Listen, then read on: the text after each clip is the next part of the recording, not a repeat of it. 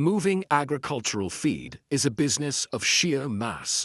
Every day, tons of material are scooped, hauled, and slammed onto industrial scales to be measured down to the kilogram.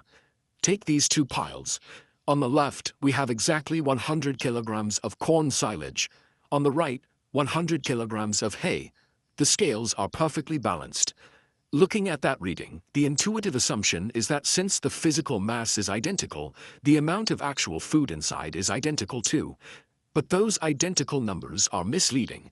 Drop these two piles into a feed bunk, and you are providing a different volume of actual nutrients to the animal. Relying strictly on the physical scale reading creates a disconnect between the weight measured and the nutrition delivered. The discrepancy comes down to a single invisible variable taking up space on the scale: water.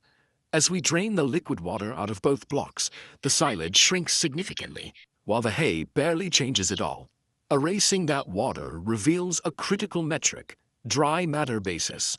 We are left with the pure substance of the feed, the exact components the animal's body uses: energy, protein, fiber, fat, and minerals. Stripping away moisture creates a standardized baseline. Evaluating feeds in this dehydrated state is the only way to compare true biological value. To calculate what an animal is actually consuming to fuel its body, the water must be conceptually removed from the equation. But out in the pens, theoretical math meets physical reality. Cattle do not eat dehydrated equations. They eat wet, heavy feed. This requires a second essential metric: as-fed basis. As-fed is the unedited physical weight of the feed in front of you, water included. Logistics like weighing payloads and loading trucks rely on this number.